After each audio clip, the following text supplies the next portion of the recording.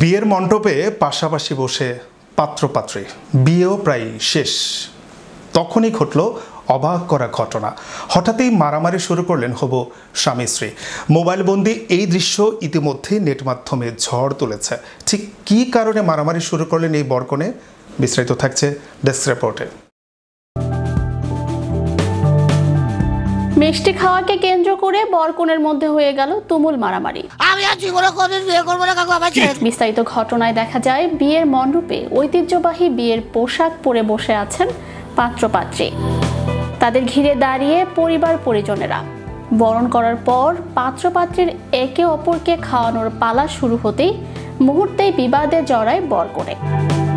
একে অপরকে ধাক্কাধাক্কি শুরু করেন তারা, এমনকি নিজের জায়গা থেকে উঠে পাত্রের উপর ঝাঁপিয়ে পড়েন পাত্রী।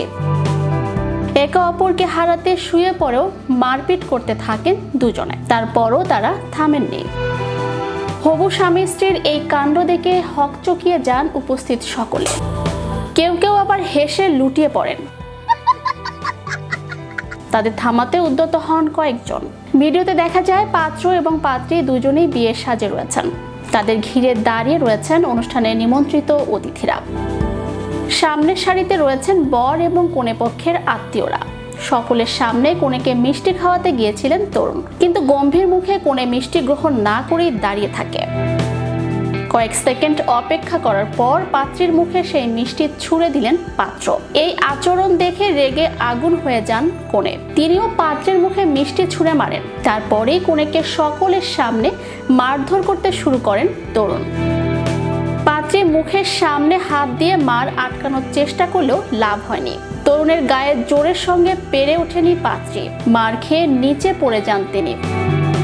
এই ঘটনাটি কোথায় ঘটেছে তা জানা না গেলেও এটি 2020 সালের ঘটনা। সে বিষয়ে নিশ্চিত হওয়া গিয়েছে। সম্প্রতি আবার সেই ভিডিও নতুন করে সমাজ মাধ্যমে ছড়িয়ে পড়েছে।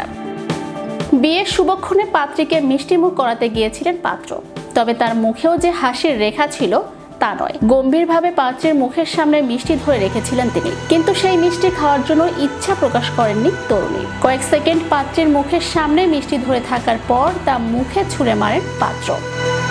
তারপরে লেগে যায় পাত্রপাত্রের মারপিট। দুই পক্ষের এই হাতাহাতির ভিডিও সামাজিক যোগাযোগ মাধ্যমে ছড়িয়ে পড়েছে।